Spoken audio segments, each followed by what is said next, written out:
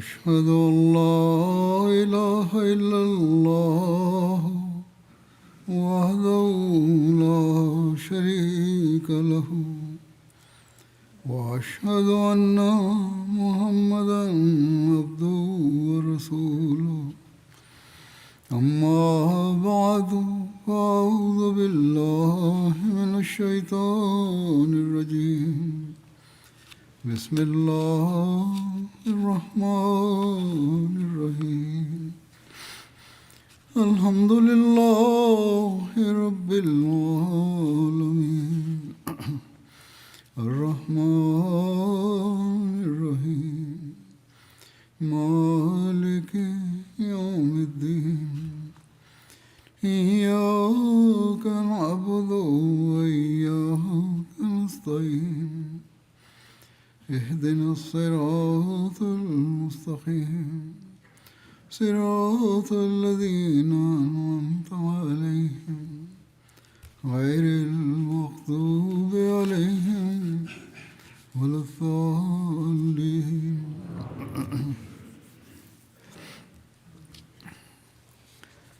आज भी मैं ग़ज़वा तबूक के वाक़यात की இன்றும் தபூக் போரின் சம்பவங்களின் மேலும் விபரங்களை எடுத்துரைப்பேன். ஜத் பின் கயஸ் என்பவனின் சம்பவம் எடுத்துரைக்கப்பட்டுள்ளது. இவனும் நயவஞ்சகர்களில் ஒருவனாக இருந்தான். அப்துல்லா பின் உபை என்பவனுக்கு பிறகு நயவஞ்சகர்களின் இரண்டாவது பெரிய தலைவனாக இவன் இருந்தான். அப்துல்லா பின் உபையுடன் சேர்ந்து பல்வேறு சதித்திட்டங்களில் ஈடுபட்டிருந்தான். ஹுதேபியா உடன்படிக்கையின் போதும் பையத் செய்யாதவன் இவனே ஆவான். இவனும் ஹஜ்ரத் ரசூலுல்லாஹ் ஸல்லல்லாஹு அலைஹி வஸல்லம் அவர்களின் சமூகத்தில் ஆஜராகி போருக்கு செல்லாதிருக்க ஒரு சாக்கை கூறினான். ஆனால் இந்த காரணம் மிகவும் விசித்திரமான மற்றும் அபத்தமான ஒரு காரணமாகும். எழுதப்பட்டுள்ளது, தபூக் போரின் போது ஹஜ்ரத் ரசூலுல்லாஹ் ஸல்லல்லாஹு அலைஹி வஸல்லம் அவர்கள் பனு சலமாவின் தலைவனான ஜத் பின் கயஸிடம், ஜத்தே, இந்த ஆண்டு பனு அஸ்ஃபர் அதாவது ரோமானியர்களுடன் ஜிஹாத் செய்ய வருவாயா என்று கேட்டார்கள். அதற்கு அவன், அல்லாஹ்வின் தூதரே, எனக்கு அனுமதி அளியுங்கள், என்னை சோதனைக்குள்ளாக்காதீர்கள் என்றான். அல்லாஹ்வின் மீது ஆணையாக என் சமூகத்தாருக்கு என்னை பற்றி நன்றாக தெரியும். என்னை விட அதிகமாக பெண்களை விரும்பக்கூடியவர் யாருமில்லை. நான் பனு அஸ்ஃபர் அதாவது ரோமானிய பெண்களை பார்த்துவிட்டால் என்னால் பொறுமையாக இருக்க முடியாது என்று நான் அஞ்சுகிறேன் என்று கூறினான். இதை கேட்ட ஹஜ்ரத் ரசூலுல்லாஹ் ஸல்லல்லாஹு அலைஹி வஸல்லம் அவர்கள் இந்த அபத்தமான பதிலை கேட்டு அவரை புறக்கணித்து, சரி செல்லுங்கள், உங்களுக்கு அனுமதி உண்டு. இதை கேட்ட ரசூலுல்லாஹ் ஸல்லல்லாஹு அலைஹி வஸல்லம் அவர்கள் இந்த அபத்தமான பதிலை கேட்டு அவனை புறக்கணித்து, சரி செல், உனக்கு அனுமதி உண்டு, நீ செல்ல வேண்டிய அவசியமில்லை என்று கூறினார்கள். பத்ர் போரில் கலந்து கொண்டவரும் மிகவும் உண்மையானவருமான அவனுடைய மகன் ஹஜ்ரத் அப்துல்லா பின் ஜத் தன் தந்தையிடம் வந்து, நீங்கள் ஏன் ரசூலுல்லாஹ் ஸல்லல்லாஹு அலைஹி வஸல்லம் அவர்களின் அழைப்பை நிராகரித்தீர்கள் என கேட்டார். அல்லாஹ்வின் மீது ஆணையாக, பனு சலமாவில் உங்களை விட செல்வந்தர் யாரும் இல்லை, நீங்களும் செல்லவில்லை, வேறு யாருக்கும் வாகன வசதியும் செய்து கொடுக்கவில்லை, அதாவது எந்த முஜாஹிதுக்கும் பயண விலங்கிற்கான ஏற்பாடு கூட நீங்கள் செய்யவில்லை என்றார். அதற்கு அவன், என் மகனே, இந்த வெப்பத்திலும் நெருக்கடியான காலத்திலும் நான் பனு அஸ்ஃபரை நோக்கி செல்வதற்கு எனக்கு என்ன ஆனது என்றான். என் மகனே, நான் என் வீட்டில் என் பகுதியில் இருந்து கொண்டே ரோமானியர்களுக்கு பயந்து நடுங்குகிறேன் என்று தன் மகனிடம் பதிலளித்தான். அப்படி இருக்க அத்தகைய மக்களுடன் போரிட நான் எப்படி அவர்களின் பகுதிக்கு செல்ல முடியும்? நான் வீட்டில் இருந்தபடியே அஞ்சுகிறேன். மகனே, அல்லாஹ்வின் மீது ஆணையாக நான் மிகவும் அறிவாளியாகவும் அனுபவசாலியாகவும் இருக்கிறேன். எனக்கு போர்களை பற்றி நன்கு தெரியும் என்றான். அதாவது வல்லரசான ரோமுடன் போர் புரிவது புத்திசாலித்தனமான செயல் அல்ல என்று அவன் கூறிக்கொண்டிருந்தான். இதையெல்லாம் கேட்ட அவருடைய களப்பற்ற மகன் கோபமடைந்து, இல்லை, அல்லாஹ்வின் மீது ஆணையாக இது நயவஞ்சகமே, இதன் காரணமாகத்தான் நீங்கள் போருக்கு செல்லவில்லை. அல்லாஹ்வின் மீது ஆணையாக உங்களை பற்றி அல்லாஹ்வின் தூதர் மீது நிச்சயமாக திருக்குரான் வசனம் இறங்கும் என்று கூறினார். இதை கேட்டனும் அவரது தந்தை தன் காலணியை எடுத்து அவர் முகத்தில் அடித்ததாக கூறப்படுகிறது. அவனுடைய மகன் திரும்பிச் சென்று விட்டார். அவருடன் எதுவும் பேசவில்லை. ஜத் பின் கைஸ் குறித்து இந்த வசனம் இறங்கியதாக ஒரு அறிவிப்பில் உள்ளது. அதாவது, அவர்களில் எனக்கு அனுமதி கொடுங்கள், என்னை சோதனைக்குள்ளாக்காதீர்கள் என்று கூறுபவனும் இருக்கின்றான். பிற்காலத்தில் அவர் தௌபா செய்தார். நல்ல முறையில் தௌபா செய்ததாகவும் ஹஜ்ரத் உஸ்மான் ரலியல்லாஹு அன்ஹு அவர்களின் ஹிலாஃபத் காலகட்டத்தில் இறந்ததாகவும் கூறப்படுகிறது. பின்னர் இந்த நயவஞ்சகம் நீங்கி அவர் ஒரு உண்மையான முஸ்லிம் ஆகிவிட்டார். சதிகாரர்கள் ஓரிடத்தில் கூடி இந்த போரை பற்றியும் சதி திட்டங்கள் தீட்டி வந்தனர். இது பற்றி முன்னர் சில விவரங்கள் கூறப்பட்டுள்ளன. அதாவது, அவர்கள் தங்களுக்குள் ஒரு தலைமையகத்தை ஏற்படுத்தியிருந்தனர். அந்த தலைமையகத்தை அழிக்குமாறு ஹஜ்ரத் நபிகள் நாயகம் ஸல்லல்லாஹு அலைஹி வஸல்லம் அவர்கள் கட்டளையிட்டார்கள். இதன் விவரங்களில் எழுதப்பட்டுள்ளது, மதீனாவில் நயவஞ்சகர்களும் யூதர்களும் இந்த சதித்திட்டங்களில் ஈடுபட்டிருந்தனர். அதாவது, பொய்யான வதந்திகளை பரப்பி முஸ்லிம்களின் மன உறுதியை குலைக்கவும், முஸ்லிம்களை போருக்கு செல்ல விடாமல் தடுக்கவும் முழு முயற்சி செய்து அதற்காக பல்வேறு தந்திரங்களை கையாண்டனர் என்று எழுதப்பட்டுள்ளது. உண்மையான உறுதியான ஈமான் கொண்ட மூமின்கள் நயவஞ்சகர்களின் இந்த இழிவான செயலை பற்றி அறிந்திருந்தது மட்டுமல்லாமல் அவர்களை கண்காணித்தும் வந்தனர். மேலும் அவர்களை பற்றிய அறிக்கைகள் ஹஜ்ரத் நபிகள் நாயகம் ஸல்லல்லாஹு அலைஹி வஸல்லம் அவர்களுக்கு சென்று கொண்டிருந்தன. ஹஜ்ரத் நபிகள் நாயகம் ஸல்லல்லாஹு அலைஹி வஸல்லம் அவர்கள் தமது கருணை மற்றும் இரக்கத்தின் காரணமாக இந்த மக்களை மன்னித்த போதிலும், அமைப்பிற்கு எதிராக ஆபத்தான சதி ஏதேனும் நடந்தால் அதை மிகுந்த விவேகத்துடனும் கடுமையான நடவடிக்கையுடனும் மேற்கொண்டார்கள். அமைப்பிற்கு எதிராக ஆபத்தான சதி ஏதேனும் நடந்தால் அதை மிகுந்த விவேகத்துடனும் கடுமையுடனும் ஒடுக்க நடவடிக்கை எடுக்கப்பட்டது. ஜமாத் அமைப்பிற்கு எதிராக ஏதேனும் நடந்தால் அங்கே கடுமை காட்டப்படும். பின்னர் மென்மைக்கு இடமில்லை என்ற இந்த அடிப்படை கொள்கையை நினைவில் கொள்ள வேண்டும். அதன்படி இந்த சந்தர்ப்பத்திலும் இதே போன்ற ஒரு நடவடிக்கை எடுக்கப்பட்டது. ஒரு அறிவிப்பின்படி நயவஞ்சகர்கள் ஜாசும் என்ற இடத்திற்கு அருகே இருந்த ஸ்வைலிம் என்ற யூதரின் வீட்டில் கூடி வருகிறார்கள் என்று ஹஜ்ரத் ரசூலுல்லாஹ் ஸல்லல்லாஹு அலைஹி வஸல்லம் அவர்களுக்கு செய்தி கிடைத்தது. அந்த இடத்தை பேரு ஜாசிம் என்றும் கூறுவர். அது மதீனாவின் ஒரு கிணறாகும். மேலும் அந்த நயவஞ்சகர்கள் மக்களை தபூக் போருக்கு ரசூலுல்லாஹ் ஸல்லல்லாஹு அலைஹி வஸல்லம் அவர்களுடன் செல்ல விடாமல் தடுத்து கொண்டிருக்கிறார்கள். உண்மையில் மதீனாவில் முஸ்லிம்களை இந்த போருக்கு செல்ல விடாமல் தடுப்பதற்கான அனைத்து வகையான எதிர்மறை பிரச்சாரங்களின் சதித்திட்டங்களும் இங்கேதான் தயாரிக்கப்பட்டன. ஹஜ்ரத் ரசூலுல்லாஹ் ஸல்லல்லாஹு அலைஹி வஸல்லம் அவர்கள் ஹஜ்ரத் தொல்ஹா பின் உபைதுல்லா அவர்களை சிலருடன் அனுப்பி ஸ்வைலிமின் வீட்டிற்கு தீ வைத்து விடுமாறு கட்டளையிட்டார்கள். அதாவது, அதை இடித்து அழித்து எரித்து விடுங்கள் என்றார்கள். அவை மண் வீடுகளாக இருந்தன. ஹஜ்ரத் தல்ஹா அவ்வாறே செய்தார். அதனால் அங்கிருந்த அனைவரும் தப்பி ஓடினர். தப்பி ஓடியவர்களில் நயவஞ்சகர்களுடன் சேர்ந்திருந்த லஹாக் பின் ஹலீஃபா என்பவனும் ஒருவன். அவன் வீட்டின் கூரை மீது ஏறி அதன் பின்புறமாக கீழே குதித்ததில் அவனது காலும் மணிக்கட்டும் முறிந்துவிட்டன. இருப்பினும் ஹஜ்ரத் நபிகள் நாயகம் ஸல்லல்லாஹு அலைஹி வஸல்லம் அவர்களின் கருணையும் மன்னிப்பும் மேலோங்கியதால் அவர்களில் எவரையும் கைது செய்யவோ அல்லது வேறு எந்த தண்டனையையும் வழங்கவோ அன்னார் கட்டளையிடவில்லை. ஆயினும் அந்த சதித்திட்டங்களின் கூடாரம், அதாவது தலைமையகம், அழிக்கப்பட்டது. தபூக் பயணத்திற்காக அனைவரும் தயாராகி கொண்டிருந்தனர். பயண செலவுகளை ஏற்பாடு செய்வதற்காக பொருள் தியாகம் செய்யும் பணியும் தொடர்ந்து கொண்டிருந்தது. ஏழை மற்றும் தேவையுடைய சஹாபாக்கள் ஹஜ்ரத் நபிகள் நாயகம் ஸல்லல்லாஹு அலைஹி வஸல்லம் அவர்களின் சமூகத்தில் ஆஜரான போது தயாராவதற்கு அவர்களுக்கு உதவி செய்யப்பட்டது. இதேபோல் வசதி படைத்தவர்கள் பயண விலங்கு இல்லாத சஹாபாக்களுக்கும் பயண விலங்குகளை வழங்கினர். ஏனெனில் பயண விலங்கு இல்லாமல் இந்த பயணம் சாத்தியமானதாக இருக்கவில்லை. மேலும் நம்முடன் வலிமையானவரும் பயணத்தின் கஷ்டங்களை தாங்கக்கூடியவரும் பயண விலங்கு மற்றும் பயணத்திற்கான உணவுப் பொருட்கள் உள்ளவருமே செல்ல வேண்டும் என்பது ஹஜ்ரத் நபிகள் நாயகம் ஸல்லல்லாஹு அலைஹி வஸல்லம் அவர்களின் கட்டளையாக இருந்தது. இந்த சந்தர்ப்பத்தில் சில சஹாபா அழுது கொண்டே ஹஜ்ரத் ரசூலுல்லாஹ் ஸல்லல்லாஹு அலைஹி வஸல்லம் அவர்களிடம் வந்தார்கள். அவர்கள் தங்களுக்கு பயண விலங்கு வேண்டுமென கோரினார்கள். அவர்கள் அதற்கு தேவையுடையவர்களாக இருந்தனர். அதற்கு ஹஜ்ரத் ரசூலுல்லாஹ் ஸல்லல்லாஹு அலைஹி வஸல்லம் அவர்கள் உங்களை ஏற்றிச் செல்ல என்னிடம் இப்போது எதுவும் இல்லை என்று கூறினார்கள். அதை கேட்டு அவர்கள் அழுது கொண்டே திரும்பிச் சென்றனர். அந்த சஹாபாவின் களப்பற்ற தன்மை, விசுவாசம் மற்றும் இயலாமை தொடர்பாக அல்லாஹ் திருக்குரானில் இவ்வாறு கூறுகிறான்: வ அலல்லதீன இதா மா அதௌக லிதஹ்மிலஹும் குல்த லா அஜிது மா அஹ்மிலுக்கும் அலைஹி தவல்லவ் வ அயுனுஹும் ஃபீது மினத் தம்இ ஹஸனன் அல்லா யஜிது மா யுன்ஃபிகூன்.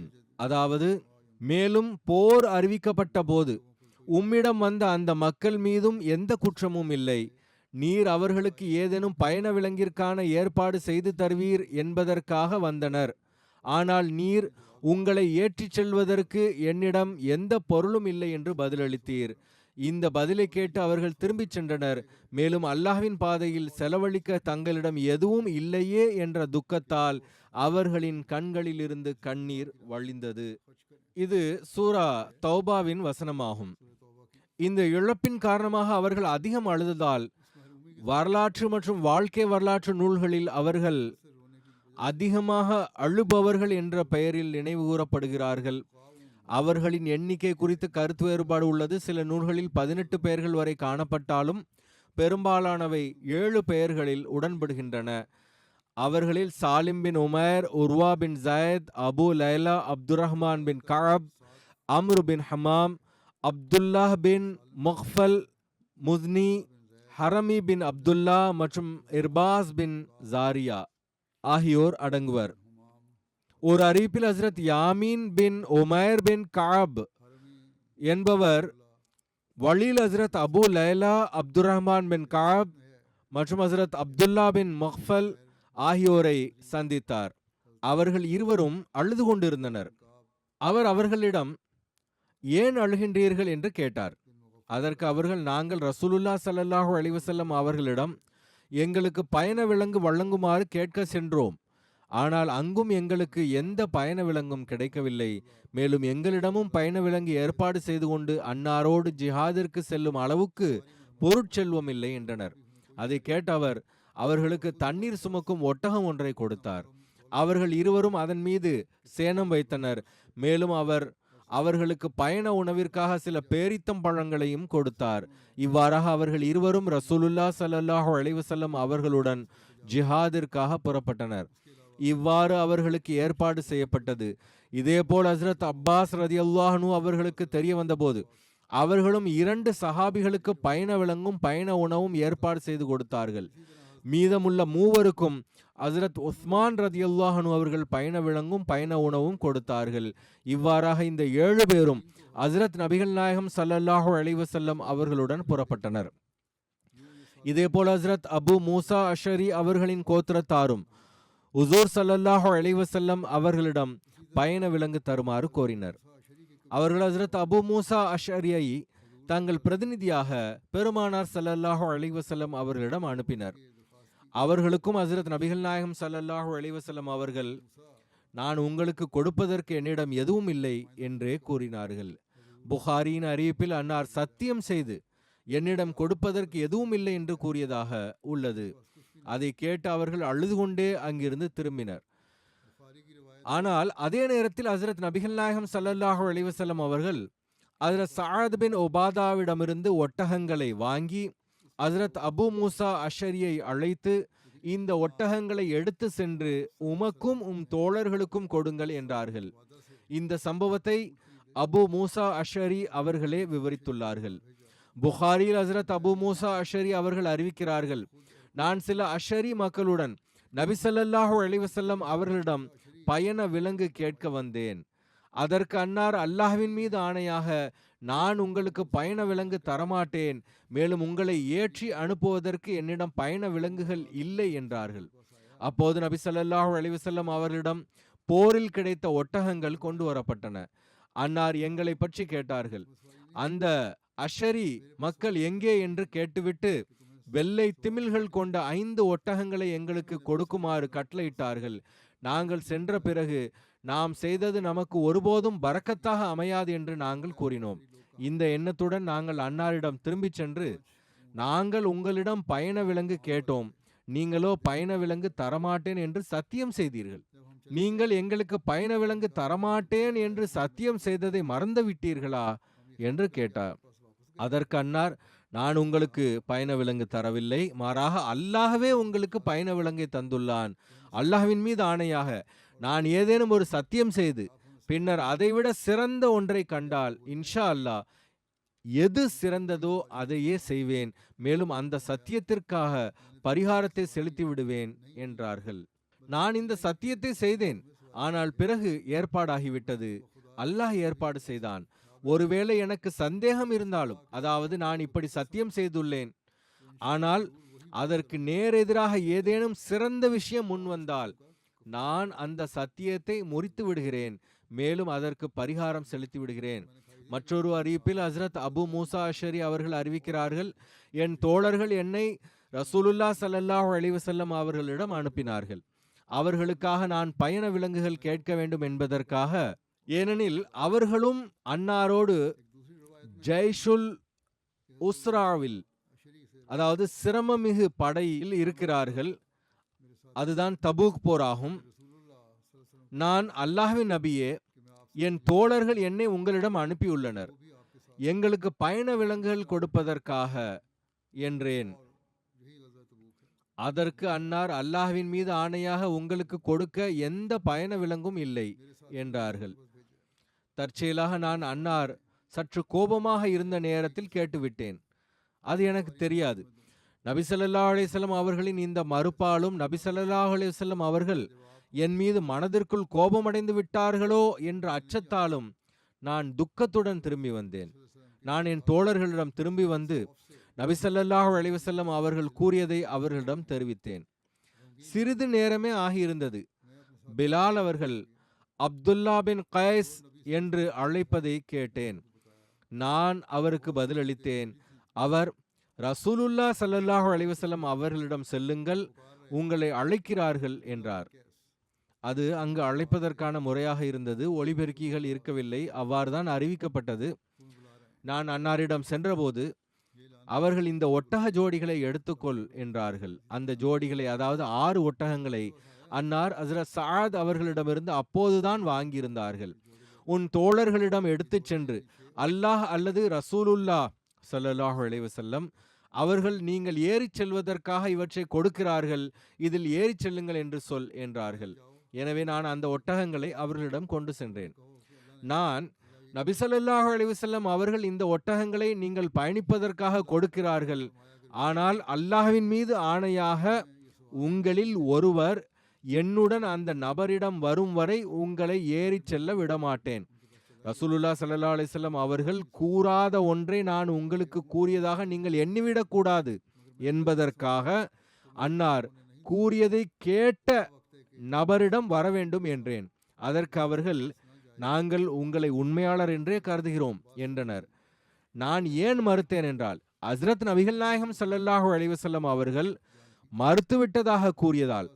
அவர்கள், நான் என் சொந்த கருத்தை கூறியதாக நீங்கள் எண்ணிவிடக் கூடாது, ஏனெனில் சிறிது நேரத்திலேயே ஒட்டகங்களை கொண்டு வந்து விட்டேன். எனவே உங்களில் யாராவது அங்கே இருந்திருந்தால் அவரை அழையுங்கள், அவர் எனக்கு சாட்சியாக இருக்கட்டும். ஹஸ்ரத் நபிகள் நாயகம் ஸல்லல்லாஹு அலைஹி வஸல்லம் அவர்கள் முதலில் இதே பதிலைத்தான் கூறினார்கள். பின்னர் ஒட்டகங்கள் ஏற்பாடு செய்யப்பட்டன என்றார்கள். மிகவும் எச்சரிக்கையாக இருந்தார்கள். எவ்வாறு இருப்பினும் மக்கள், நாங்கள் உங்களை உண்மையாளர் என்றே கருதுகிறோம், நீங்கள் விரும்புவதை நாங்கள் நிச்சயமாக செய்வோம் என்றார்கள். ஹஸ்ரத் அபு மூசா அவர்களில் சிலரை அழைத்து கொண்டு ரசூலுல்லாஹ் ஸல்லல்லாஹு அலைஹி வஸல்லம் அவர்களின் பேச்சை கேட்டவர்கள், அதாவது ரசூலுல்லாஹ் ஸல்லல்லாஹு அலைஹி வஸல்லம் அவர்கள் கொடுக்க மறுத்ததையும் பிறகு கொடுத்ததையும் கேட்டவர்களிடம் வந்தார். அவர்களும் ஹஸ்ரத் அபு மூசா அவர்களிடம் கூறியதையே இவர்களிடம் கூறினார்.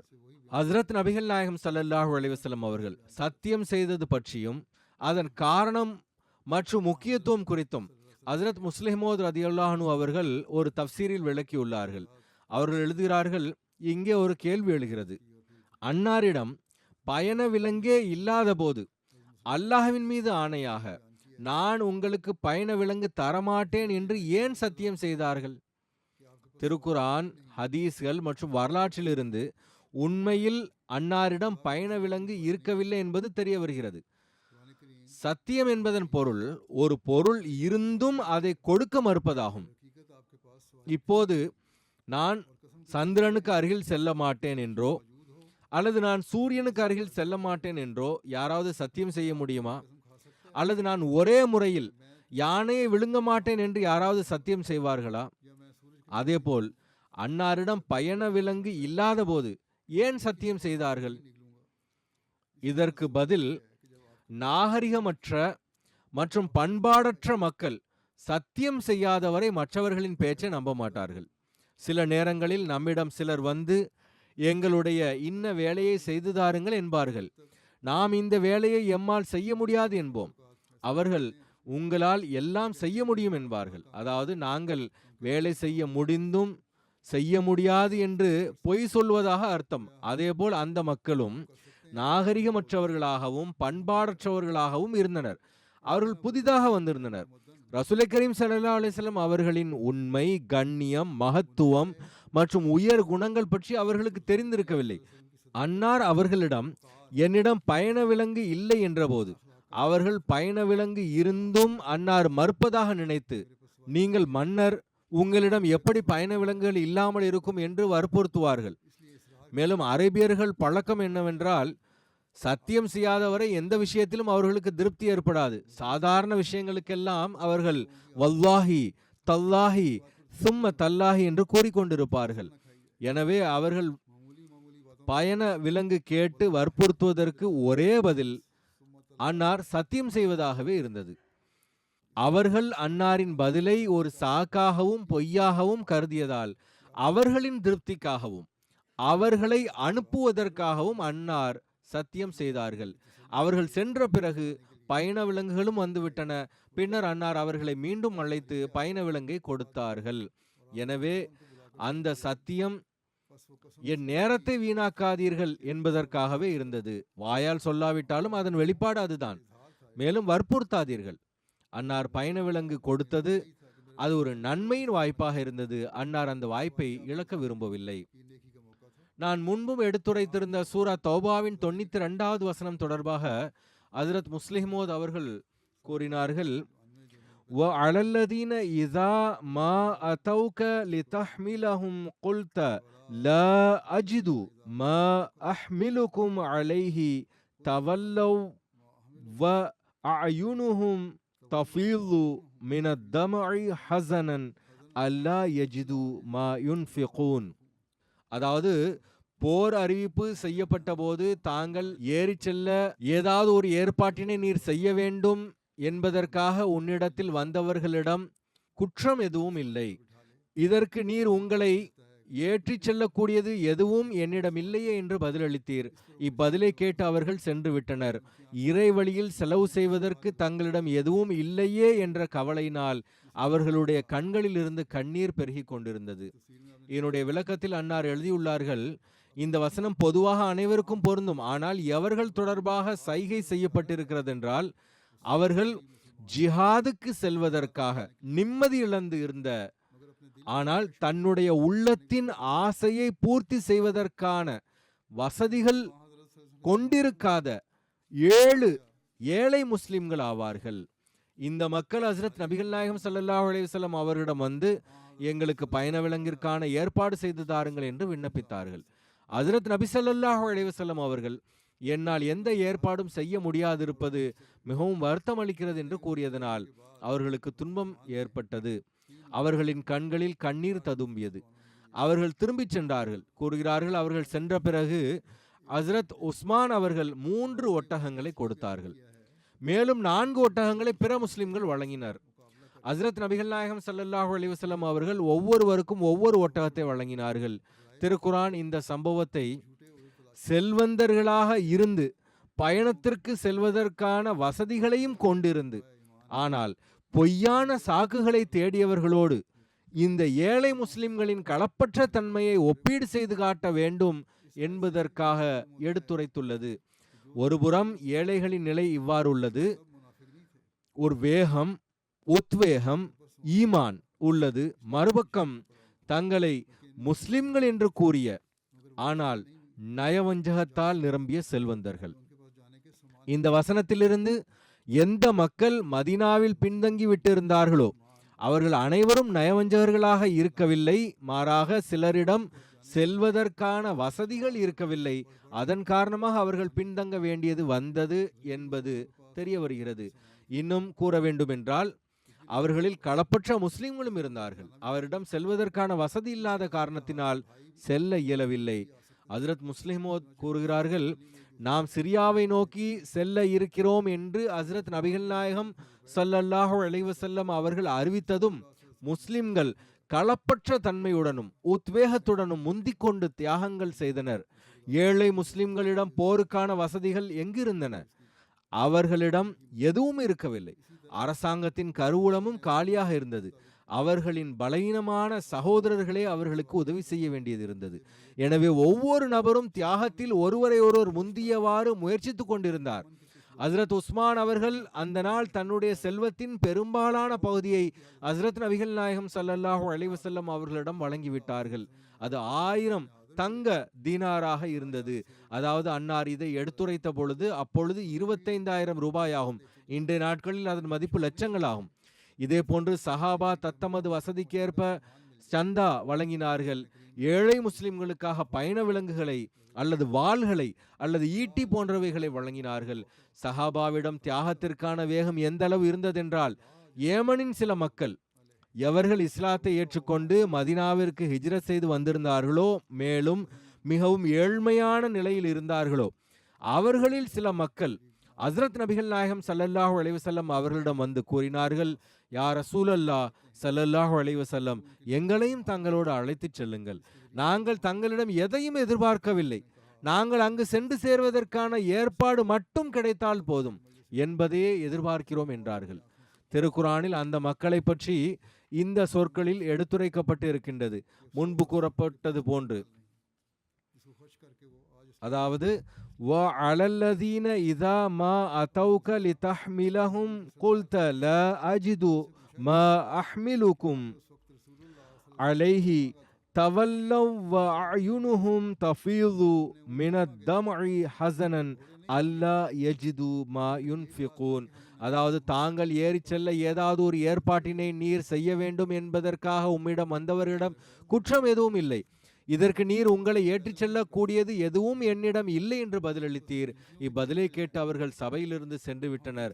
அந்தோ செலவு செய்து இன்று இஸ்லாத்திற்கு தொண்டாற்றுவதற்கு தங்களிடம் எதுவும் இல்லையே என்ற கவலையினால் அவர்களின் கண்களில் இருந்து கண்ணீர் வழிந்தோடியது. அபு மூசா அந்த மக்களின் தலைவராக இருந்தார். அன்னாரிடம் தாங்கள் அப்பொழுது ஹஜ்ரத் நபிகள் நாயகம் ஸல்லல்லாஹு அலைஹி வஸல்லம் அவர்களிடம் என்ன கேட்டீர்கள் என்று கேட்கப்பட்ட பொழுது அவர்கள் கூறினார்கள், இறைவன் மீது ஆணையாக நாங்கள் ஒட்டகத்தை கேட்கவில்லை, நாங்கள் குதிரைகளை கேட்கவில்லை, நாங்கள் எங்களுடைய கால்களுக்கு காலணிகள் கூட இல்லை. இவ்வளவு நீண்ட பயணத்தை வெறுங்காலோடு நடந்து செல்ல முடியாது. எங்களுக்கு காலணிகளின் இணைகள் கிடைத்தால் அதை அணிந்து கொண்டு ஓடியவாறு எங்களுடைய சகோதரர்களோடு இந்த போரில் கலந்து கொள்வதற்கு வந்து சேர்ந்து விடுவோம் என்று கூறியதாக கூறினார். இது அவர்களின் உணர்வாக இருந்தது. மதீனாவில் இந்த போருக்கு செல்லும் போது பிரதிநிதியை நியமித்தது பற்றி எழுதப்பட்டுள்ளது. தபூக் போரின் போது மதீனாவில் நபி கரீம் ஸல்லல்லாஹு அலைஹி வஸல்லம் அவர்கள் ஒருவரை தமது பிரதிநிதியாக நியமித்தார்கள். இது குறித்த பல்வேறு கருத்துக்கள் உள்ளன. ஒரு கூற்றின்படி ஹஜ்ரத் நபிகள் நாயகம் ஸல்லல்லாஹு அலைஹி வஸல்லம் அவர்கள் ஹஜ்ரத் முஹம்மத் பின் மஸ்லமாவை மதீனாவில் தமது அமீராக நியமித்தார்கள். இது தவிர ஹஜ்ரத் சபா பின் ஒர்ஃபதா, ஹஜ்ரத் அலி மற்றும் ஹஜ்ரத் அப்துல்லா பின் உம்மே மக்தூம் ஆகியோரின் பெயர்களும் வருகின்றன. இந்த பல்வேறு அறிவிப்புகளை பார்த்து இதில் எவ்வாறு ஒரு பொருத்தத்தை கொண்டு வருவது, எப்படி இதை விளங்குவது, இந்த 4 பெயர்களையும் எப்படி புரிந்து கொள்வது, இவை சரியானவையா இல்லையா என்பதை பார்த்தால், ஒன்று, இந்த 4 பேருமே பிரதிநிதிகளாக நியமிக்கப்பட்டிருந்தனர். ஆனால் அவர்களின் பொறுப்புகள் வெவ்வேறாக இருந்தன. ஹஜ்ரத் அலியின் பொறுப்பு ரசூலுல்லாஹ் ஸல்லல்லாஹு அலைஹி வஸல்லம் அவர்களின் குடும்பத்தினரை கவனிப்பதாக இருந்தது.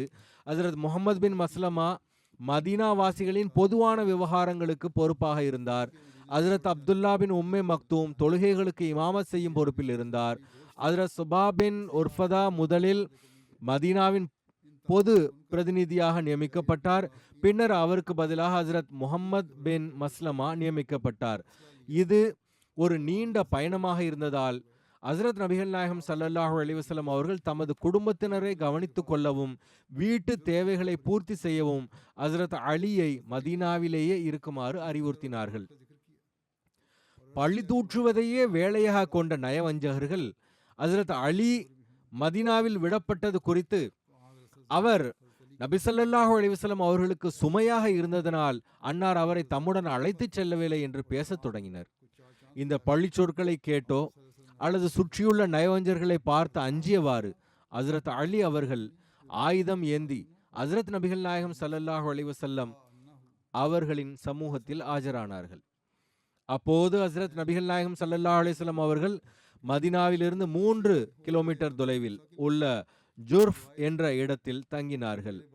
ஹஜ்ரத் அலி தமது கவலையையும் அச்சத்தையும் கூறி, என்னை பெண்களுக்கும் குழந்தைகளுக்கும் மத்தியில் விட்டுவிட்டு வந்துவிட்டீர்கள், நான் வலிமையானவன் தகுதியுடையவன் என்று விண்ணப்பித்தார்கள். அப்போது ஹஜ்ரத் நபிகள் நாயகம் ஸல்லல்லாஹு அலைஹி வஸல்லம் அவர்கள் ஹஜ்ரத் அலியின் மனதை தேற்றும் வகையில் ஒரு வாக்கியத்தை கூறினார்கள். அது ஹஜ்ரத் அலியின் மகத்துவத்திற்கும் பெருமைக்கும் மேலும் சிறப்பு சேர்த்தது. ஹஜ்ரத் நபிகள் நாயகம் ஸல்லல்லாஹு அலைஹி வஸல்லம் அவர்கள் அலியிடம் கூறினார்கள், அலா தர்தா அன் தகூன மின்னி பி மன்சிலதி ஹாரூன மின் மூசா இல்லா அன்னஹு லைஸ நபியின் பஅதி. அதாவது, அலியே, எனக்கு பிறகு நபி இல்லை, ஆனால் மூசாவுக்கு பிறகு ஹாரூன் இருந்தது போல் நீர் எனக்கு இருப்பதை நீர் விரும்பவில்லையா? அதாவது ஹஜ்ரத் மூசா அலைஹிஸ்ஸலாம் அவர்கள் தூர் மலைக்கு சென்றபோது அவர்களுக்கு பின்னால் ஹஜ்ரத் ஹாரூன் அலைஹிஸ்ஸலாம் அவர்கள் ஹஜ்ரத் மூசாவின் பிரதிநிதியாக இருந்தார்கள். ஆனால் அவர் நபியாகவும் இருந்தார். நீரும் என்னுடைய பிரதிநிதியாக இருப்பீர், ஆனால் நபியாக இருக்க மாட்டீர் என்றார்கள். தபூக்கிற்கான முஸ்லிம்களின் எண்ணிக்கை பற்றி எழுதப்பட்டுள்ளது. ரசூலுல்லாஹ் ஸல்லல்லாஹு அலைஹி வஸல்லம் அவர்கள் போருக்கான ஆயத்தங்களுக்காக அனைத்து வகையான வெளிப்படையான ஏற்பாடுகளையும் செய்த பிறகு துஆவில் ஈடுபட்டார்கள். ஆயத்தமாதலின் தொடக்கத்திலிருந்து தபூக் நோக்கி புறப்படும் வரை இந்த துஆவை செய்து கொண்டிருந்தார்கள். அல்லாஹும்ம இன் தஹ்லிக ஹாஸிஹில் இஸாபத்து ஃபலன் துஅபத ஃபில் அர்த். அதாவது, இறைவா, இந்த சிறிய கூட்டம் அழிந்துவிட்டால் இந்த பூமியில் உன்னை வணங்க யாரும் இருக்க மாட்டார்கள். ஒரு ஒற்றுமை என்னவென்றால், ஹஜ்ரத் நபிகள் நாயகம் ஸல்லல்லாஹு அலைஹி வஸல்லம் அவர்களின் முதல் போரான பத்ர் போரின் போதும் இந்த துஆ குறிப்பிடப்பட்டுள்ளது. மேலும் அன்னாரின் இந்த கடைசி போரின் போதும் இந்த துஆ குறிப்பிடப்பட்டுள்ளது. எவ்வாறு இருப்பினும் கடும் கோடையில் நீண்ட பயணம் மற்றும் பல பிரச்சனைகள், நயவஞ்சகர்களின் பிரச்சாரம் இருந்த போதிலும் 30,000 பேர் கொண்ட ஒரு பெரிய படை தயாரானது. அதில் 10,000 குதிரை வீரர்கள் இருந்தனர். இது ஹஜ்ரத் நபிகள் நாயகம் ஸல்லல்லாஹு அலைஹி வஸல்லம் அவர்களின் வாழ்வில் எந்த ஒரு போருக்காகவும் திரண்ட மிக பெரிய படையாக இருந்தது. படையின் எண்ணிக்கை வெவ்வேறு அறிவிப்புகளில் வெவ்வேறாக கூறப்பட்டுள்ளது. ஓர் அறிவிப்பின்படி 40,000 என்ற கூற்றும் காணப்படுகிறது. மற்றொரு அறிவிப்பில் படையின் எண்ணிக்கை 70,000 என்றும் குறிப்பிடப்பட்டுள்ளது. ஹஜ்ரத் நபிகள் நாயகம் ஸல்லல்லாஹு அலைஹி வஸல்லம் அவர்களுடன் 10,000 குதிரைகள் அல்லது சிலரின் கருத்துப்படி 12,000 குதிரைகள் இருந்தன. ஆனால் பெரும்பாலான வரலாற்று ஆசிரியர்கள் 30,000 என்பதிலேயே உடன்படுகின்றனர். அவர்கள் 30,000 என்ற அறிவிப்பையே சரியானது என்று கூறியுள்ளனர். இது ஒரு அனுமானம்தான். ஏனெனில் அந்த நேரத்தில் முஜாஹிதீன்களை கணக்கிட எந்த பதிவோ இருக்கவில்லை. பிற்காலத்தில் ஹிலாஃபத் ராஷிதாவின் காலகட்டத்தில் இந்த முறை நடைமுறைக்கு வந்தது. ரசூலுல்லாஹ் ஸல்லல்லாஹு அலைஹி வஸல்லம் அவர்கள் அன்சாரிகள் மற்றும் அரபு கோத்திரங்களின் ஒவ்வொரு கிளைக்கும் லிவா, அதாவது சிறிய கொடி, அல்லது ராயா, பெரிய கொடியை உருவாக்கி கொள்ளுமாறு கட்டளையிட்டார்கள். ஹஜ்ரத் நபிகள் நாயகம் ஸல்லல்லாஹு அலைஹி வஸல்லம் அவர்கள் தபூக் போரின் மிகப்பெரிய கொடியை ஹஜ்ரத் அபூ பக்ர் ரலியல்லாஹு அன்ஹு அவர்களுக்கு வழங்கினார்கள். இது தவிர ஹஜ்ரத் ஜுபைர், ஹஜ்ரத் உசைத் பின் ஹுசைர், ஹஜ்ரத் அபூ துஜானா அல்லது சில அறிவிப்புகளின்படி ஹஜ்ரத் ஹுபாப் பின் முன்சிர் ஆகியோருக்கும் கொடிகள் வழங்கப்பட்டன. அப்பொழுது பயணத்திற்காக குழுக்களாக கிளம்பும் பொழுது வழிபாதைகளை நன்கு அறிந்த ஒரு வழிகாட்டியை உடன் வைப்பது வழக்கமாக இருந்தது. அது தொடர்பாக வந்துள்ளது என்னவென்றால், தபூக் போரின் சந்தர்ப்பத்தில் ஹசரத் நபிகள் நாயகம் ஸல்லல்லாஹு அலைஹி வஸல்லம் அவர்கள் வழிகாட்டியாக அல்கமா பின் பைகு அக்ஸாய் மற்றும் அவருடைய தந்தையை தேர்ந்தெடுத்தார்கள். அவர்கள் வழிபாதைகளை நன்கு அறிந்தவர்களாக இருந்தார்கள். விரைவாக சரியான பாதையில் அழைத்து செல்லக்கூடியவர்களாக இருந்தார்கள். அது தொடர்பாக வந்துள்ளது என்னவென்றால், தபூக் போரின் சந்தர்ப்பத்தில் ஹசரத் நபிகள் நாயகம் ஸல்லல்லாஹு அலைஹி வஸல்லம் அவர்கள் வழிகாட்டியாக அல்கமா மற்றும் அவருடைய தந்தையை தேர்ந்தெடுத்தார்கள். அவர்கள் வழிபாதைகளை நன்கு அறிந்தவர்களாக இருந்தார்கள். விரைவாக சரியான பாதையில் அழைத்து செல்லக்கூடியவர்களாக இருந்தார்கள். ஹசரத் கஅப் பின் மாலிக் அறிவிக்கின்றார்கள், ஹசரத் நபிகள் நாயகம் ஸல்லல்லாஹு அலைஹி வஸல்லம் அவர்கள் தபூக்குக்காக வியாழக்கிழமை அன்று கிளம்பினார்கள். மேலும் அன்னார் வியாழக்கிழமை பயணம் மேற்கொள்வதை விரும்பி வந்தார்கள். பொதுவான நடைமுறைக்கு ஏற்ப மதீனாவிலிருந்து சிறிது தூரத்தில் சனியத்துல் விதா என்ற இடத்தில் மக்கள் ஒன்று கூட தொடங்கினார்கள். பிறகு அனைத்து ஏற்பாடுகளும் முழுமையடைந்த பிறகு ஹசரத் நபிகள் நாயகம் ஸல்லல்லாஹு அலைஹி வஸல்லம் அவர்கள் மதீனாவிலிருந்து தபூக்கை நோக்கி கிளம்பினார்கள். நயவஞ்சகர்களின் தலைவன் அப்துல்லா பின் உபை பின் சலூல் தனது கடைசி நயவஞ்சக தந்திரமாக ஒரு படையுடன் சனியத்துல் விதாவின் கீழ்ப்பகுதிக்கு வந்து அங்கு முகாமிட்டிருந்தான். அவனும் முஸ்லிம்களுடன் தபூக்கிற்கு தயாராக இருப்பது போன்ற தோற்றத்தை ஏற்படுத்தியிருந்தான். ஆனால் ஹசரத் நபிகள் நாயகம் ஸல்லல்லாஹு அலைஹி வஸல்லம் அவர்கள் படைக்கு தயாராகுமாறு கட்டளையிட்டதும் அப்துல்லா பின் உபை, இந்த முஸ்லிம்கள் ரோமானியர்களுடன் போரிடுவதை ஒரு விளையாட்டாக கருதுகிறார்கள், இது ஒன்றும் விளையாட்டு அல்ல, ரோமானியர்கள் ஒரு பெரிய அரசு என்று கூறிக்கொண்டு தனது படையுடன் மதீனாவிற்கு திரும்பிவிட்டான். அவனது படை கணிசமான எண்ணிக்கையில் இருந்ததாகவும் கூறப்படுகிறது. இவ்வளவு கடுமையான வெப்பத்திலும் இந்த சூழ்நிலையிலும் இவ்வளவு தூரம் பயணம் செய்வது புத்திசாலித்தனமான செயல் அல்ல என்று அவன் கூறினான். நான் முஹம்மத் ஸல்லல்லாஹு அலைஹி வஸல்லம் அவர்களின் தோழர்களை ரோமானியர்களின் கைகளில் கைதிகளாக பார்க்கிறேன் என்று கூறினான். இவ்வாறு கூறிவிட்டு அவன் திரும்பிச் சென்றான். இந்த நோக்கம் முஸ்லிம்களின் மனதை சிறிதாக்கி விடலாம் என்பதும், அவனது எண்ணப்படி சில முஸ்லிம்கள் ஹசரத் நபி ஸல்லல்லாஹு அலைஹி வஸல்லம் அவர்களை விட்டு விலகி விடுவார்கள் என்பதும் ஆகும். ஆனால் அவன் எப்போதும் போலவே தோல்வியுடனும் ஏமாற்றத்துடனும் திரும்பினான். அவன் உஹது போரிலும் இவ்வாறே செய்திருந்தான். அப்போதும் அவன் முஸ்லிம்களின் படையுடன் சிறிது தூரம் சென்று பின்னர் வழியில் தனது 300 தோழர்களுடன் திரும்பிச் சென்றான். அப்பொழுது முஸ்லிம்களின் மொத்த எண்ணிக்கை 1000ஆக இருந்தது. பின்னர் 700 பேர் மீதம் இருந்தனர். இதுவோ ஒரு பெரிய படையாக இருந்தது. எவ்வாறு இருப்பினும் இந்த போரில் ஒரு அடிமை தனது எஜமானரின் அனுமதியின்றி கலந்து கொள்ள வந்தார் என்பதும் குறிப்பிடப்பட்டுள்ளது. இந்த விஷயம் அன்னாருக்கு தெரிய வந்ததும் அனுமதியின்றி கலந்து கொண்ட அடிமையை கண்டித்தார்கள். தப்சீரில் அன்னார் எழுதியுள்ளார்கள், சன்னியத்துல் விதாவில் அன்னார் முகாமிட்டிருந்த போது, பெருமானார் ஸல்லல்லாஹு அலைஹி வஸல்லம் அவர்கள் முகாமிட்டிருந்த போது ஒரு ஆயுதம் ஏந்திய அடிமையை கண்டார்கள். அவர் தன்னுடைய எஜமானியின் அனுமதியின்றி வந்திருந்தார். அவரிடத்தில் கூறினார்கள், நீ உன்னுடைய எஜமானியிடம் திரும்பிச் சென்று விடு. அன்னார் அவரிடம் அனுமதி பெற்று வந்துள்ளாயா என்று வினவியதற்கு அவர் இல்லை என்று கூறினார். அப்போது அன்னார் கூறினார்கள், நீங்கள் திரும்பிச் சென்று விடுங்கள், எம்மோடு வந்து போரில் கலந்து கொள்ள வேண்டாம், நீங்கள் போரில் கொல்லப்பட்டால் நரகிற்கு செல்வீர்கள் என்றார்கள். அதாவது நம்பகத்தன்மையின் எதிர்பார்ப்பு எஜமானரிடம் அனுமதி பெறுவதாகும். எவ்வாறு இருப்பினும் இந்த போரின் மேலும் விவரங்களை இன்ஷா அல்லாஹ் எதிர்காலத்திலும் கூறுவேன். இம்முறை சில மர்ஹூம்களை பற்றியும் குறிப்பிட விரும்புகிறேன். அவர்களின் ஜனாசாவை பின்னர் தொழ வைப்பேன். முதலாவது மைப்பிற்குரிய குலாம் முஹித்தீன் சுலைமான் சாஹிப், இந்தோனேஷியா ஜமாத்தின் முரப்பி. இவர் கடந்த நாட்களில் தனது 67வது வயதில் காலமானார். இன்னா லில்லாஹி வ இன்னா இலைஹி ராஜிஊன். இவருடைய தாத்தா ஹாஜி தாமினி சாஹிப் 1932 மௌலானா ரஹ்மத் அலி சாஹிப் அவர்களின் கைகளில் பையத் செய்திருந்தார். ஆரம்ப கல்விக்கு பிறகு மர்ஹூம் அவர்கள் மேல் படிப்பிற்காக ரபுவாவிற்கு சென்றார். அங்கே அவருக்கு ஜாமியாவில் சேர்க்கை கிடைத்தது. ஜூலை 1985 அங்கிருந்து ஷஹாதத்துல் அஜானிபில் தேர்ச்சி பெற்று இந்தோனேஷியாவிற்கு திரும்பினார். ஹஜ்ரத் 4வது ஹலிஃபத்துல் மசீஹ் ரஹிமஹுல்லா அவர்களின் காலத்தில் அவர் தேர்ச்சி பெற்றிருந்தார். அன்னார் அவரை இந்தோனேஷியாவில் ஜகார்த்தா மற்றும் அதன் பல்வேறு நகரங்களில் நியமித்தார்கள். அவர் பிராந்திய முபல்லிகாக பணியாற்றினார். இதேபோல் தலைமையக கமிட்டிகளிலும் உறுப்பினராக இருந்தார். இவருடைய சேவை காலம் சுமார் 40 ஆண்டுகள் ஆகும். இவர் பின்விட்டு சென்றவர்களில் 2 மகன்களும் ஒரு மகளும் உள்ளனர். இவருடைய மகன்களில் ஒருவரான முஸ்லிஹுத்தீன் எஹசான் சாஹிப் ஜமாத்தின் முரப்பி ஆவார். அவரும் அங்கேயே தொண்டாற்றி வருகிறார். அவரை சந்தித்த அனைவரும் மற்றும் உறவினர்கள் அனைவரும் அவர் ஒரு களப்பற்ற, எளிமையான மற்றும் மிகவும் அன்பு செலுத்தும் மனிதராக இருந்தார் என்று கூறியுள்ளனர். தனது வாழ்க்கையை எப்போதும் மார்க்கத்திற்காகவும் அஹ்மதியா ஜமாத்திற்காகவும் மற்றவர்களின் நன்மைக்காகவும் அர்ப்பணித்திருந்தார். அவரிடம் பணிவு, மென்மை மற்றும் கொள்கை பிடிப்பு ஆகியவை பிரதானமாக இருந்தன. அவரை சந்திக்கும் எவரும் அவருடைய களப்பற்ற தன்மை மற்றும் எளிமையான சுபாவத்தால் கவரப்படாமல் இருக்க மாட்டார்கள். அவர் எப்போதும் அறிவுடன் ஒழுக்கத்திற்கு முக்கியத்துவம் கொடுத்தார்.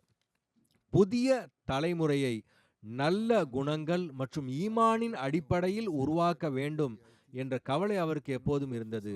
தப்லீக் பணியிலும் அவர் முழு மனதுடன் பங்கேற்றார்.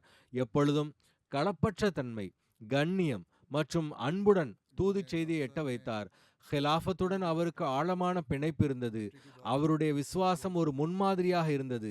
அவர் அல்லாஹ்வின் மீது முழு நம்பிக்கை வைக்கும் மனிதராக இருந்தார். கடைசி நாட்களில் அவர் மிகுந்த பொறுமையையும் உறுதியையும் வெளிப்படுத்தினார். நோயிலும் எந்த நன்றிகேடான சொற்களையும் நாவினால் கூறியதில்லை. எப்போதும் நன்றி உணர்வுகளை வெளிப்படுத்தினார். அல்லாஹ் மர்ஹூம் அவர்களுக்கு மன்னிப்பையும் கருணையையும் வழங்குவானாக. இரண்டாவது ஜனாசா மதிப்பிற்குரிய டாக்டர் முகமது ஷஃபீக் செஹகல் சாஹிப் அவர்களுடையது. இவர் முல்தான் மாவட்டத்தின் அமீராகவும் பின்னர் ரபுவாவில் தஹ்ரீக் ஜதீதின் நாயிப் வக்கீலு தஸ்னீஃபாகவும் இருந்தார். இவரும் கடந்த நாட்களில் காலமானார்கள். இன்னா லில்லாஹி வ இன்னா இலைஹி ராஜிஊன். மர்ஹூம் அவர்கள் அல்லாஹ்வின் அருளால் மூசியாக இருந்தார். அவர் பின்விட்டு சென்றவர்களில் 3 மகன்கள் உள்ளனர். இவருடைய குடும்பத்தில் அஹ்மதியத் இவருடைய தந்தை மதிப்பிற்குரிய மியா முகமது உமர் செஹகல் சாஹிப் மர்ஹூம் மூலம் வந்தது. அவர் 2வது ஹிலாஃபத் காலகட்டத்தில் அஹ்மதியத்தை ஏற்றிருந்தார். டாக்டர் சாஹிப் அவர்கள் PhD டாக்டர் ஆவார். மெட்ரிகுலேஷனுக்கு பிறகு வாழ்க்கையை அர்ப்பணித்து ஹஜ்ரத் முஸ்லிமோ ரதியல்லாஹு அன்ஹு அவர்களிடம் தன்னை சமர்ப்பித்தார். அன்னார் மேலும் படியுங்கள் என்றார்கள். அப்போது ஃபஸ்லே உமர் ஆராய்ச்சி மையம் அமைக்கும் திட்டம் இருந்தது. எனவே கல்வி கற்க அறிவியலில் ஆர்வம் இருந்ததால் அவர் முதலில் வேதியியலில் MSc படித்தார். பின்னர் இங்கிலாந்திலிருந்து வேதியியலில் PhD செய்தார். அவருடைய ஆசிரியர்களில் ஒருவர் நோபல் பரிசு வென்றவர் என்பதும் அவருக்கு ஒரு பெருமையாகும். அவர் திரும்பி வந்தபோது உடனடியாக இன்ஸ்டிடியூட் அமையவில்லை. எனவே ஹஸ்ரத் முஸ்லிமோத் அவர்கள் அவரை அங்கு நியமிக்கவில்லை. அவர் பணியின்றி இருந்ததால் அவருடைய தந்தை, ஜமாத்திற்கு தேவைப்படும் வரை என்னுடன் வியாபாரத்தில் சேர அனுமதி தாருங்கள் என்றார். எனவே அவர் தன் தந்தையுடன் வியாபாரத்தில் சேர்ந்தார். அதனுடன் பல்வேறு நிலைகளில் ஜமாத் சேவை செய்யும் வாய்ப்பும் அவருக்கு கிடைத்தது. சுமார் 14-15 ஆண்டுகள் முல்தான் மாவட்ட அமீராக தொண்டாற்றும் வாய்ப்பு பெற்றார். இதேபோல் ஃபுர்கான் ஃபோர்ஸிலும் சேர்ந்தார். 4வது ஹலிஃபத்துல் மசீஹ் அவர்களின் காலத்தில் கல்கத்தாவில் 2 குடும்பங்களுக்கு இடையிலான ஒரு விவகாரம் வந்தது. நீண்ட நாட்களான சண்டையாக இருந்தது. அவர்கள் இவருடைய உறவினர்களாகவும் இருந்தார்கள். இவர்களை அங்கு விசாரணைக்காக அனுப்பினார்கள். இவர்கள் மிகவும் சுமூகமாக அந்த விஷயத்தை தீர்த்து வைத்தார்கள். ஹஜ்ரத் ஹலிஃபத்துல் மசீஹ் ராபி ரஹிமவுல்லா அவர்கள், நீங்கள் உறவையும் பொருட்படுத்த மாட்டீர்கள், மிகவும் நேர்மையாக தீர்ப்பளிப்பீர்கள் என்று எனக்கு தெரியும் என்று அவரிடம் கூறியிருந்தார்கள். அவ்வாறே நடந்தது.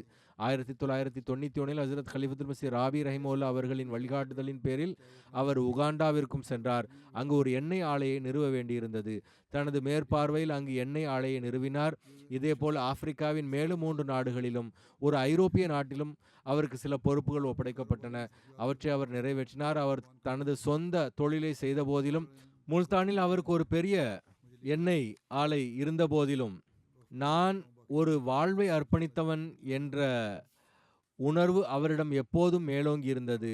தனது வியாபார அலுவல்களையும் ஜமாத் பணிகளுக்காக தியாகம் செய்தார். 2003 அவர் எனக்கு, நான் இப்போது என் மீதமுள்ள வாழ்க்கையை வக்ஃப் செய்து சேவை செய்ய விரும்புகிறேன் என்று எழுதினார். எனவே நான் அவரை தஹ்ரீக் ஜதீதில் நாயிப் வக்கீலு தஸ்னீஃபாக நியமித்தேன்.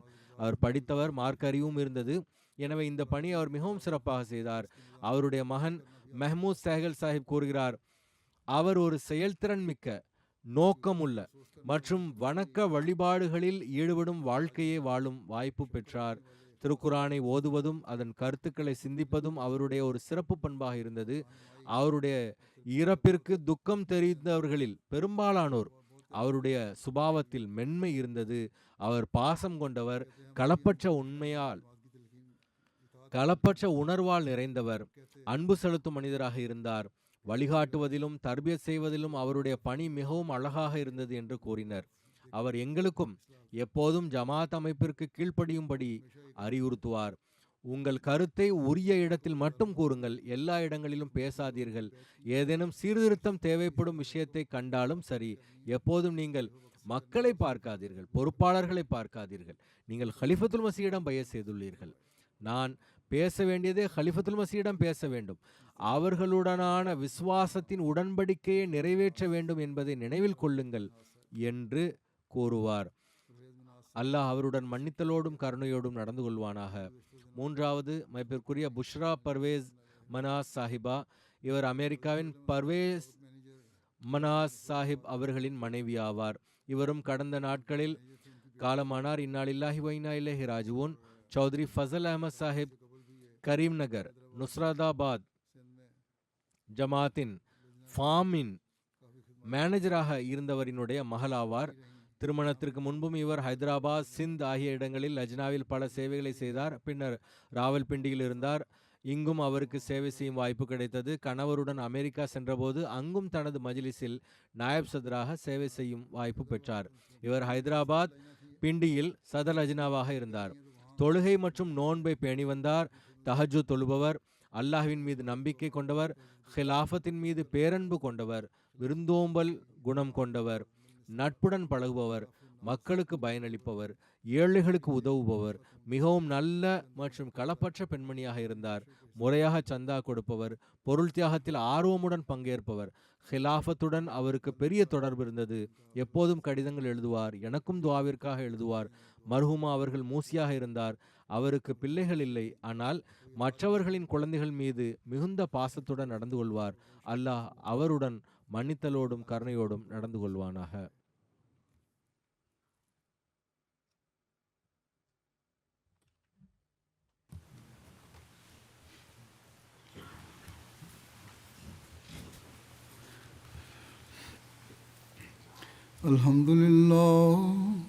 Alhamdulillah nahmaduhu wa nasta'inuhu wa nastaghfiruhu wa nu'minu bihi wa natawakkalu alayhi wa na'udhu billahi min shururi anfusina wa min sayyiati a'malina. Man yahdihillahu fala mudilla lahu ومن يضلل فلا هادي له ونشهد أن لا إله إلا الله ونشهد أن محمدا عبده ورسوله. عباد الله رحمكم الله إن الله يأمر بالعدل والإحسان وإيتاء ذي القربى وينهى عن الفحشاء والمنكر والبغي يعظكم لعلكم تذكرون. اذكروا الله يذكركم وادعوه يستجب لكم ولذكر الله أكبر.